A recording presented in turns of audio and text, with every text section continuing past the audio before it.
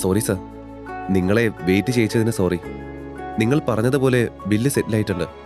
ഇനി രജിസ്ട്രേഷനും മറ്റു കാര്യങ്ങളും എല്ലാം വേഗത്തിൽ ശരിയാക്കാം സർ. എങ്ങനെ പോയാലും എല്ലാം അല്പസമയത്തിനുള്ളിൽ തന്നെ റെഡിയാകും. അത് കഴിഞ്ഞാൽ ഇന്നു മുതൽ മുകളിലത്തെ 2 നിലകളുടെ ഉടമ താങ്കളായിരിക്കും. ആ ഫ്ലാറ്റ് വിറ്റാൽ സ്റ്റാഫിന് ഒരു ഭീകര തുക കമ്മീഷനായി ലഭിക്കുമായിരുന്നു. അതിനാൽ ആ ലേഡി സ്റ്റാഫ് വളരെ സന്തോഷത്തിലായിരുന്നു. പ്രത്യേകിച്ച് മാനേജർ ഇടപെട്ട് മുടക്കാൻ നോക്കിയ സംഭവം ആയതുകൊണ്ട് അയാൾക്കുള്ള കമ്മീഷൻ കൂടെ അവർക്ക് കിട്ടുമായിരുന്നു. വാട്ട്? നീ എന്താ ഇപ്പൊ പറഞ്ഞത്? കേട്ടത് വിശ്വസിക്കാൻ കഴിയാതെ ഗൗതം ആ സ്റ്റാഫ് ലേഡിയോട് ചോദിച്ചു. അദ്ദേഹം തന്ന കാർഡിൽ ആവശ്യത്തിന് പണമുണ്ടായിരുന്നു. അതുകൊണ്ട് ബില്ല് സെറ്റിൽ ചെയ്തു. ഇനി അദ്ദേഹത്തിന് വേണ്ടി ആ 2 നിലകളും രജിസ്റ്റർ ചെയ്യണം. ലേഡി സ്റ്റാഫ് സമാധാനത്തോടെ കാര്യം ഗൗതമിന് പറഞ്ഞു കൊടുത്തു. അവിടെ നടക്കുന്ന സംഭവങ്ങളെല്ലാം നോക്കി നിന്നവരെല്ലാം അതോടെ ഗൗതമിനെ നോക്കി ചിരിക്കാൻ തുടങ്ങി. എന്തോ അത് കാണേ ഗൗതമിന് വല്ലാതെ നാണക്കേട് തോന്നി. ഓക്കെ മിസ്റ്റർ ഗൗതം, ഞാൻ പറഞ്ഞ പോലെ തന്നെ ഫ്ലാറ്റ് വാങ്ങി. ഇനി എന്തെങ്കിലും പറയാനുണ്ടോ? ഗൗതമിനെ നോക്കി ഋഷി പരിഹാസത്തോടെ ചോദിച്ചു. ഋഷി, ഈ ഗൗതം കുറച്ചു മുമ്പ് എന്തോ ഒരു കാര്യം ചോദിച്ചില്ലേ? തനിക്ക് നാണം മാനം ഇതൊക്കെ ഉണ്ടോന്ന് ഓർമ്മയില്ലേ? അവനെ വെറുതെ വിടാൻ മനസ്സില്ലാതെ മീനാക്ഷി ചോദിച്ചത് കേട്ട് ഋഷി ഉണ്ടെന്ന് ചിരിയോടെ തലയാട്ടി. അപ്പോ എനിക്കൊരു ഡൗട്ട്. ആ പറഞ്ഞ കാര്യങ്ങളൊക്കെ ഇപ്പോ അവനുണ്ടോ? അതിപ്പോ ഇല്ലാത്ത പോലുണ്ടല്ലോ. മീനാക്ഷി പരിഹസിച്ചുകൊണ്ട് പറഞ്ഞു. ഏയ്, നീ ഏതാടി? ഓവറായി സംസാരിക്കല്ലേ. ഇപ്പോഴും ഞാൻ ഈ ഫ്ലാറ്റിന്റെ മാനേജറാണ്. ഞാൻ വിചാരിച്ചാൽ. ഗൗതം എന്തോ പറയാൻ ഒരുങ്ങിയതും ആ കെട്ടിടത്തിന്റെ മുൻപിലെ ഡോർ തുറക്കുന്ന ശബ്ദം അവനെ തടഞ്ഞിരുന്നു. അകത്തേക്ക് വന്നയാൾ നേരെ പോയി ഗൗതമിന്റെ മുന്നിലായിരുന്നു ചെന്ന് നിന്നത്. ഹലോ മിസ്റ്റർ ഗൗതം, നിങ്ങൾക്കിനി ഈ ഫ്ലാറ്റിന്റെയോ അല്ലെങ്കിൽ ഈ കമ്പനിയുടെ കീഴിലെ മറ്റേതെങ്കിലും സ്ഥാപനത്തിലോ ജോലിയില്ല. അതായത് ഇന്നു മുതൽ താൻ ഇവിടുത്തെ മാനേജർ അല്ല. സോ സാലറിയിൽ ബാക്കിയുള്ളത് വാങ്ങിച്ച് എത്രയും വേഗം ഇവിടം വിട്ടോളൂ. ആ ID കാർഡ് കൂടി തന്നേക്ക്. അയാൾ ഗൗരവം നിറഞ്ഞ ഭാവത്തിൽ ഗൗതമിനോടായി പറഞ്ഞു. GM സർ, നിങ്ങളിത് എന്തൊക്കെയാ പറയുന്നത്? എനിക്കൊന്നും മനസ്സിലാവുന്നില്ല. I said what I said. നിന്നെ ഇവിടുന്ന് സെക്യൂരിറ്റി കഴുത്തിന് പിടിച്ച് വെളിയിൽ കളയുന്നതിന് മുൻപേ പോകുന്നതാ നിനക്ക് നല്ലത്. നിന്റെ പണ്ടത്തെ ആ സ്വഭാവവും വ്യക്തിത്വവും ഓർത്ത് അല്പ സ്നേഹം ഇപ്പോഴും ഉള്ളത് കൊണ്ട് ഞാൻ പറയുക. ഇനിയും നിന്നെ ഇവിടെ നിർത്തിയാൽ അത് മുഴുവൻ കമ്പനിക്ക് എന്നെ ചീത്തപ്പേരാവും. ഇപ്പൊ തന്നെ കസ്റ്റമേഴ്സിനോട് എങ്ങനെ പെരുമാറണമെന്നറിയാതെ നീ ഓരോന്ന് വിളിച്ചു പറഞ്ഞ് ഈ വന്ന VIP കസ്റ്റമർ ഇപ്പൊ പോയനെ. ഇനിയൊന്നും ഗൗതമിനോട് അയാൾക്ക് പറയാനില്ലായിരുന്നു. അയാൾ ചെന്ന് അവന്റെ ID കാർഡ് ഊരി വാങ്ങിച്ചു. പിന്നീട് ഋഷിയുടെ അടുത്തേക്ക് നടന്നു. സോറി സർ, ഞങ്ങളുടെ എംപ്ലോയി ഒട്ടും റെസ്പെക്ട് ഇല്ലാതെ പെരുമാറിയതിന് ഞാൻ മാപ്പ് ചോദിക്കുന്നു. And he's no more our employee. അയാൾ ഭവ്യതയോടെ പറഞ്ഞു. കുറച്ചു നേരം ആശയക്കുഴപ്പത്തിൽ നിന്നുപോയ ഗൗതം പയ്യെ എന്തോ ഓർക്കെ തലയുയർത്തി. അവന്റെ ചുണ്ടിൽ ഒരുതരം പുച്ഛം നിറഞ്ഞിരുന്നു. ബാലചന്ദ്രൻ സാറേ, എന്നെ അങ്ങനെ ഇറക്കി വിടാനൊന്നും പറ്റില്ല. നിങ്ങൾ വിചാരിച്ചാ എന്നെ ഈ കമ്പനിയിൽ നിന്ന് മാറ്റാനും പറ്റത്തില്ല. ഈ കമ്പനിയുടെ വൈസ് പ്രസിഡന്റ് ബാഹുലയൻ എന്റെ അമ്മാവനാ. വെയിറ്റ്, ഞാൻ അമ്മാവനെ വിളിക്കാം. അഹങ്കാരത്തോടെ അതും പറഞ്ഞ് ഗൗതം അവന്റെ അമ്മാവന്റെ നമ്പറിലേക്ക് ഡയൽ ചെയ്ത് ഫോൺ സ്പീക്കറിലിട്ടു. അങ്കിൾ, ഞാൻ ഗൗതമാണ്. അതെ, എനിക്ക് ഇനി ഇവിടെ ജോലിയില്ലെന്ന് GM ബാലചന്ദ്രൻ പറഞ്ഞു. അയാളോട് എന്താ കാര്യമെന്ന് ചോദിക്കാമോ അങ്കിൾ? ഗൗതം കെഞ്ചലോടെ അവന്റെ അമ്മാവനോട് സംസാരിച്ചു. മീനാക്ഷിക്ക് ആ നാടകം ശരിക്കും നന്നായി രസിച്ചു. അത് കാരണം അവൾ താൻ വന്ന കാര്യം പോലും മറന്ന് കൈകൾ കെട്ടി ഗൗതമിനെ തന്നെ വീക്ഷിച്ചു. നീ എന്റെ അനന്തരവനാണെന്ന് പറഞ്ഞിട്ടും അവൻ അങ്ങനെ ചെയ്തു. അവിടെ നിൽക്കുമോനെ, ഞാൻ ഇതാ വരുന്നു. ബാഹുലയൻ മറുപടി പറഞ്ഞതും ഫോൺ പെട്ടെന്ന് കട്ട് ചെയ്തു. അതോടെ ഗൗതം GMനെ നോക്കി ചുണ്ടുകൂട്ടി. എന്തോ നേടിയെടുത്തവനെ പോലെ അവിടെ നിന്നു. അല്പനിമിഷത്തിനകം GMന്റെ ഫോൺ റിങ് ചെയ്തു. ഹലോ ബാലചന്ദ്രൻ, ഞാൻ DS കൺസ്ട്രക്ഷനിലുണ്ട്. നിങ്ങൾ എത്രയും വേഗം ഇങ്ങോട്ട് വരൂ. ഞാൻ നിങ്ങളെ ഗൗതമിന്റെ ക്യാബിനിൽ മീറ്റ് ചെയ്യും. പെട്ടെന്ന് അവിടെ എത്തൂ. മറുപുറത്ത് നിന്നും ആ വാക്കുകൾക്ക് GM ക്ഷമയോടെ മറുപടി പറഞ്ഞു. GM കോൾ ഡിസ്കണക്ട് ചെയ്ത് ഋഷിക്ക് നേരെ നോക്കി. സോറി സർ, നിങ്ങളുടെ ഇത്രയും വിലപ്പെട്ട സമയം ഇങ്ങനെ കളയുന്നതിൽ എന്നോട് ക്ഷമിക്കണം. ഇപ്പോ ഞാൻ ഓഫീസിലൊന്ന് പോയി വരാം. അയാൾ തന്റെ ഉള്ളിലെ പരിഭ്രമം മറച്ച് ഭവ്യതയോടെ പറഞ്ഞു. അതിന് മറുപടിയായി എന്നോണം ഋഷി തലയാട്ടി. ഈ വൈസ് പ്രസിഡന്റ് എന്ന് പറയുന്ന ആള് ബാഹുലേൻ പൂക്കാട്ട് പറമ്പിലാണോ? ചോദ്യഭാവത്തിൽ ഋഷി ബാലചന്ദ്രനെ നോക്കി. അതെ, അദ്ദേഹം തന്നെ, GM മറുപടി പറഞ്ഞു. ഓക്കെ, എന്നാ ഞാൻ തന്റെ കൂടെ വരാം. ഋഷി പെട്ടെന്ന് പറഞ്ഞത് കേട്ട് കാര്യം മനസ്സിലാവാതെ ബാലചന്ദ്രൻ അവനെ നോക്കി.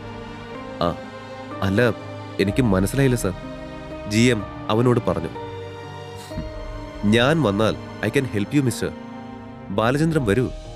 ഋഷിയെയും കൂട്ടി ബാലചന്ദ്രൻ മുൻപിൽ നടന്നു. അവരുടെ പുറകെ തന്നെ പുച്ഛത്തോടെ ഗൗതമും വന്നിരുന്നു. അവൻ അവന്റെ അമ്മാവനെ നന്നായി അറിയാമായിരുന്നു.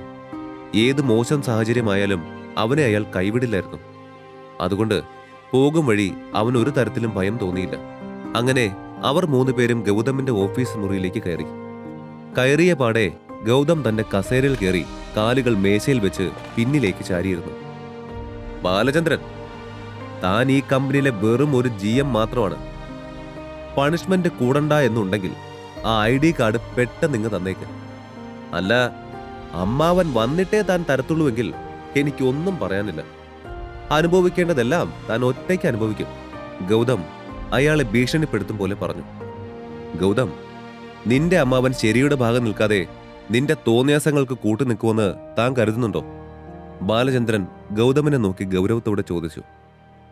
ഗൗതം ഒന്ന് അട്ടഹസിച്ചു. ബാലചന്ദ്രോ, അങ്ങേര് എനിക്ക് വേണ്ടി എന്ത് വേണമെങ്കിലും ചെയ്യും.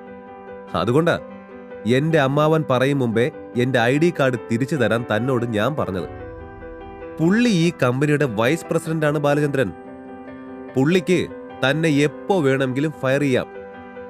അറ്റ് ദി സെയിം ടൈം ഞാൻ പറഞ്ഞാൽ അദ്ദേഹം നിങ്ങൾക്കൊരു പ്രമോഷനും തരും. ഏതാണ് വേണ്ടതെന്ന് സ്വയം തീരുമാനിച്ചോളൂ. എന്നോട് സോറി പറഞ്ഞ് എന്റെ കാര്യങ്ങളിൽ തലയിടാതെ ഒതുങ്ങി നിന്നാൽ പ്രമോഷന്റെ ആ കയ്യിൽ കിടക്കും. You decide. ഗൗതം അയാളോട് പറഞ്ഞു. ശേഷം ചുണ്ടുകൂട്ടി ഋഷിയെയും ഒന്ന് നോക്കി. ഓ, ബാഹുലേന് ഈ കമ്പനിയിൽ ഇത്രയൊക്കെ പവറുണ്ടോ? അത്രയും നേരം എല്ലാം കേട്ടിരുന്ന ഋഷി ചോദിച്ചു. എന്താ, എന്റെ അമ്മാവനെ നിനക്കറിയോ? ഗൗതം അധികാരത്തോടെ അവനോട് ചോദിച്ചു. ആ ചോദ്യം കേട്ടെങ്കിലും ഋഷി കേൾക്കാത്ത മട്ടിൽ മറ്റെങ്ങോ നോക്കി എന്തോ ഓർത്തെന്ന പോലെ നിന്നു. എന്താടാ നീ ഒന്നും മിണ്ടാത്തത്? ആ സ്റ്റാഫിന്റെ മുന്നിൽ വെച്ച് എന്നെ അപമാനിച്ചിട്ട് ഒന്നും ചെയ്യാത്ത പോലെ നിക്കണത് കണ്ടോ? നോക്കിക്കോ, എന്റെ അമ്മാവൻ വന്നാ നിങ്ങൾക്ക് 2 പേർക്കും ഈ നടന്നതിനൊക്കെ ചേർത്ത് കിട്ടും. ഗൗതം പുലമ്പിക്കൊണ്ടിരുന്നു. പക്ഷേ ഋഷിയോ ബാലചന്ദ്രനോ അത് ശ്രദ്ധിക്കാൻ പോയില്ല. കുറച്ചു കഴിഞ്ഞപ്പോൾ ആ ഓഫീസിന്റെ ഡോർ തുറക്കുന്ന ശബ്ദം കേട്ട് 3 പേരും അങ്ങോട്ട് നോക്കി. ഗൗതമേ, മോനെ! പരുക്കൻ ശബ്ദത്തിൽ അതും വിളിച്ചുകൊണ്ട് ബാഹുലൻ അകത്തേക്ക് വന്നു. അയാളെ കണ്ടതും ഗൗതം സന്തോഷത്തോടെ എഴുന്നേറ്റ് അയാളുടെ അടുത്തേക്ക് ഓടി. ഓ, അങ്കിൾ ഇത്ര പെട്ടെന്ന് വന്നോ? അയാളെ തിരികെ ഹഗ് ചെയ്തുകൊണ്ട് ഗൗതം ചോദിച്ചു. എന്താടാ മോനെ, എന്തിനാ അവൻ നിന്നെ ജോലിയിൽ നിന്ന് പിരിച്ചുവിടുമെന്ന് പറഞ്ഞത്? ഗൗതമിനെ നോക്കി വാത്സല്യത്തോടെ അത് ചോദിച്ചുകൊണ്ട് ബാഹുലേൻ GMന് നേരെ തിരിഞ്ഞു. ദേ, ഒരു കസ്റ്റമർ വന്ന് എന്നോട് അനാവശ്യമായി ബഹളം വെച്ചു അങ്കിൾ. കാര്യം എന്താന്ന് ഞാൻ അവനോട് ചോദിച്ചു. അതിന് ഈ GM കസ്റ്റമേഴ്സിനോട് എനിക്ക് ബിഹേവ് ചെയ്യാൻ അറിയില്ല എന്ന് പറഞ്ഞു. എന്നിട്ട് എന്നെ ജോലിയിൽ നിന്നും പിരിച്ചു വിട്ടു പറഞ്ഞു. ഗൗതം നിഷ്കളങ്ക ഭാവത്തിൽ പറഞ്ഞു. ആര്? ഏത് കസ്റ്റമറാ നിന്റെ അടുത്ത് വന്ന് കുഴപ്പമുണ്ടാക്കിയത്? ബാഹുലയൻ ദേഷ്യത്തോടെ ചോദിച്ചു. അത് കേൾക്കേണ്ട താമസം ഗൗതം സോഫയിലിരുന്ന ഋഷിയെ ചൂണ്ടിക്കാണിച്ചു കൊടുത്തു. ഋഷി ഇരുന്നിരുന്ന സോഫ മുറിയുടെ ഒരു സൈഡിലായിരുന്നതിനാൽ ബാഹുലയന് അവന്റെ പിൻഭാഗം മാത്രമേ കാണാമായിരുന്നുള്ളൂ. ഓഹോ, എല്ലാം ചെയ്തു വെച്ച് ഇപ്പൊ ഇവിടെ വന്ന് പേടിയൊന്നുമില്ലാതെ ഇങ്ങനെ അങ്ങ് ഇരുന്നോ? താൻ ആരാടോ? ഇത്രയും ചെയ്തു വെച്ചിട്ട് ഒന്നും സംഭവിക്കാത്ത പോലെ നടക്കാൻ തനിക്ക് എന്ത് ധൈര്യം ഉണ്ടോ? ആ വാക്കുകൾ വ്യക്തമായി കേട്ടെങ്കിലും ഋഷി ഒന്നും മിണ്ടാതെ നിന്നു. ബാഹുലയന്റെ ദേഷ്യം കൂട്ടാൻ എന്ന പോലെ. എന്താടാ, നിന്റെ വായിൽ നാക്കൂല്ലേ? ഞാൻ അങ്ങോട്ട് വന്നൊന്ന് പൊട്ടിച്ചാൽ ശരിയാകുമല്ല. ദേഷ്യത്തോടെ അതും പറഞ്ഞ് അയാൾ ഋഷിയുടെ അടുത്തേക്ക് നടക്കാൻ തുടങ്ങി. അത് കണ്ട് ഋഷിക്ക് പ്രശ്നമാകണ്ടെന്ന് കരുതി GM പെട്ടെന്ന് ബാഹുലയന് മുന്നിലേക്ക് കയറി വന്നു. സർ, ഒരു നിമിഷം, ഞാൻ പറയുന്ന ഒന്ന് കേൾക്കൂ. അയാൾ ബാഹുലയനെ തടഞ്ഞുകൊണ്ട് പറഞ്ഞു. ഓ ബാലചന്ദ്രൻ, താൻ എന്തിനാ ഇവന് വേണ്ടി ഇങ്ങനെ ഓരോ വിഡ്ഢിത്തം ചെയ്യുന്നത്? കാൽ പൈസയുടെ വിവരം ഇല്ലേ തനിക്ക്? ഇല്ല സർ, ഗൗതം പറഞ്ഞത് നുണയാണ്. അവിടെ നടന്നതിന്റെ CCTV വിഷ്വൽസ് ഞാൻ കണ്ടതാ സർ. തെറ്റ് ഗൗതമിന്റെ ഭാഗത്താണ്. അതെനിക്ക് വ്യക്തമായി അറിയാം, GM പറഞ്ഞു. നോ അങ്കിൾ, ഇയാള് കള്ളം പറയുക. ഞാൻ നല്ലപോലെ സംസാരിച്ചുകൊണ്ടിരിക്കുമ്പോ പെട്ടെന്ന് കേറി വന്ന് എനിക്ക് ഇവിടെ ജോലിയൊന്നും ഇല്ലെന്ന് പറഞ്ഞ് പോവാൻ ഇയാള് പറഞ്ഞു. അത് പോട്ടേന്ന് വെക്കാം, പക്ഷെ എന്റെ സ്റ്റാഫിന്റെ മുന്നിൽ വെച്ച് എന്നെ ഇയാൾ അസഭ്യം പറയുകയും എന്റെ ID കാർഡ് ഊരി വാങ്ങിക്കുകയും. ഗൗതം ഇല്ലാത്ത സംഭവങ്ങൾ കൂടെ കൂട്ടി പറഞ്ഞു. ഈ കഥയുടെ ബാക്കി അറിയാൻ download pocket FM app. Link in description.